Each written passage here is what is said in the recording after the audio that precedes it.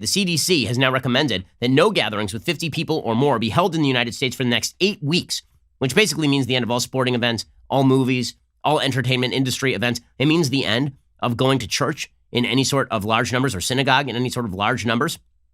The CDC does not apply this to the day-to-day operation of organizations like schools, institutes of higher learning, or businesses, and added it was not intended to supersede the advice of local health officials. It's hard to see how the schools remain open under those circumstances. I mean, schools everywhere are closing. My kids were let off at the end of last week.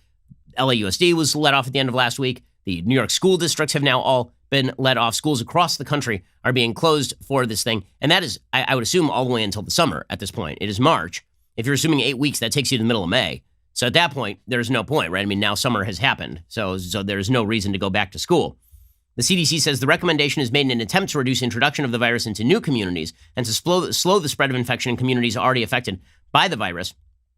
The CDC urged people to take care with even small gatherings. They said events of any size should be continued if they can only if they can be carried out with adherence to guidelines for protecting vulnerable populations, hand hygiene, and social distancing. When feasible, organizers should modify events to be virtual as well. So basically, the end of social life in America as we know it. California, the state has already told residents 65 and older to stay home completely. They're now calling for everybody above the age of 65 to shelter in their homes. Massachusetts is already moving to ban dining in bars and restaurants beginning on Tuesday, effectively closing Boston's bars for St. Patrick's Day. Puerto Rico is setting some strict measures in the United States, imposing a 9 p.m. to 5 a.m. curfew and closing non-essential businesses.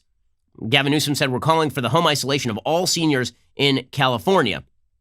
So really strict steps being taken. Meanwhile, as I say, the fascinating sort of counterexample is what the UK is doing. Right? That's the fascinating counterexample. And this is really the way that we're going to be able to tell whether all of this is an overreaction in terms of what we are doing about it, or whether the UK has just blatantly screwed this thing up and a lot of people are going to die because the UK is screwing this thing up. According to the Financial Times, the UK is basically asking everybody over 70 to self-isolate for up to 4 months. And then they're saying everybody else, go out and do what you want. And the reason they're saying that is they're saying, listen, there is a vast difference in the vulnerability of older populations, people with pre-existing conditions, and people who are younger.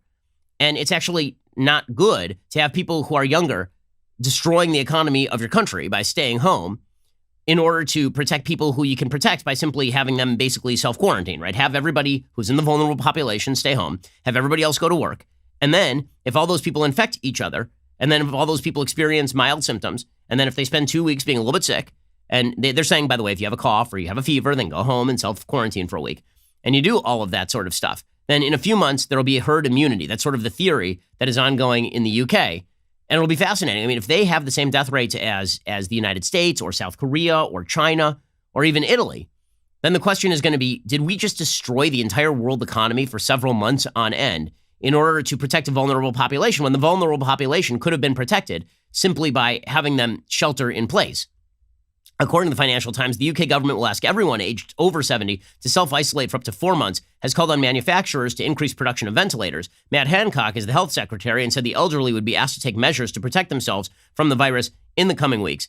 He said that the coronavirus would disrupt the lives of almost everybody in the UK. The question, and you're seeing kind of panicked messages coming out of companies and coming out of public health officials. The question is whether that is based on data or whether that is based on the sheer sense that if we don't do something and do something right now, that this thing could rage out of control. So how much of that is realistic? Again, we're now in the forecasting business because here's the thing. If you take these really heavy measures and things don't get really bad, then you get to say it was the heavy measures that prevented things from getting really bad. If you don't take the heavy measures and things get really bad, people go, why the hell didn't you take the heavy measures? If you don't take the heavy measures and things end up being pretty good, then everybody says, why the hell did you take the really heavy measures in the first place? So the sort of safest thing to do as a public leader, I've been saying this about President Trump for a while, the safest thing to do as a public leader is to overreact. What's the worst that happens? That you overreact and then there's less death. And then you say, right, there was less death because I overreacted. There's no counterfactual. UK right now is providing a counterfactual. So it'll be fascinating to see whether that counterfactual actually results in the same sort of death rates as in the United States. The number of people diagnosed with COVID-19 in the UK has now reached 1,372. The number of deaths is at 35. All of the deaths have been among those with underlying health conditions or aged over 60. Appearing on the Andrew Marr Show on the BBC, Hancock said the government would introduce emergency legislation through the House of Commons next week to give the authorities the powers they need to force people to self-isolate. Hancock also said he could not rule out closing non-essential businesses like restaurants and bars. He said, we haven't ruled that out. We'll do whatever is necessary. But the sort of differentiation between the age groups here, again, it provides a fascinating counterfactual to the U.S. reaction, which has basically been on the order of South Korea or China. And yes, we are reacting faster than the Chinese did. We are reacting much faster than the Italians did. Right? The Italians only started closing things down at day 15 since when this stuff started appearing in their country. We've closed everything down day 10, day 11. Now, this is going to have significant ramifications for the economy, of course. And that is why the Fed is now moving to lower the interest rates. That we'll get to the financial ramifications of this for just a second. But first, a note of optimism. Everybody's kind of looking at the empty shelves right now and freaking out, but the supply chains have remained strong. What's happening right now is that you're seeing the first wave of sort of panic buying, people going out there and trying to stock up. Listen, I get it. I've got a family. I want to make sure. I'll be honest with you. I told my wife 2 weeks ago to go and stock up. As soon as this stuff started hitting the United States, I said, listen, I think this is going to be a problem. Go and stock up. So our fridge is full. For people who are not, they're panic buying right now. But don't worry, that stuff will be restocked. All the idiots out there who are saying things like, this is what a capitalist economy looks like in times of crisis. Yeah, and this is what a socialist economy looks like all the time. The difference is that there's going to be milk on the shelves tomorrow morning thanks to capitalism. There will be Purell back on the shelves this week thanks to capitalism.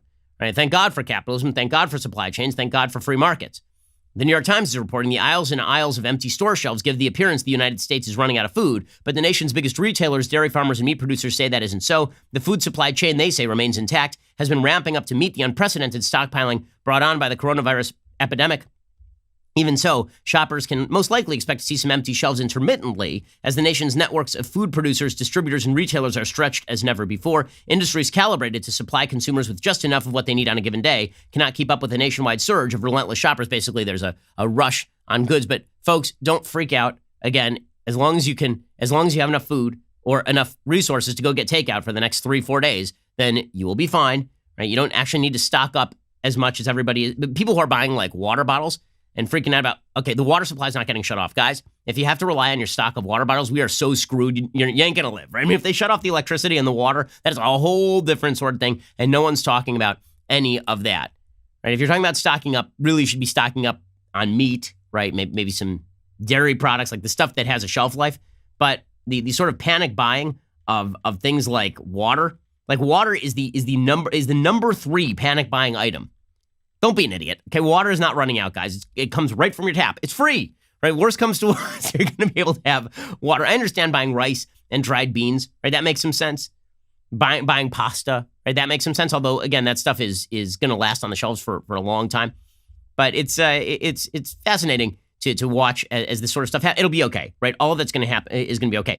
Facts don't care about your feelings, and it's a fact that The Ben Shapiro Show is the largest conservative podcast in the nation. Be sure to hit the subscribe button to stay up to date on all of our content.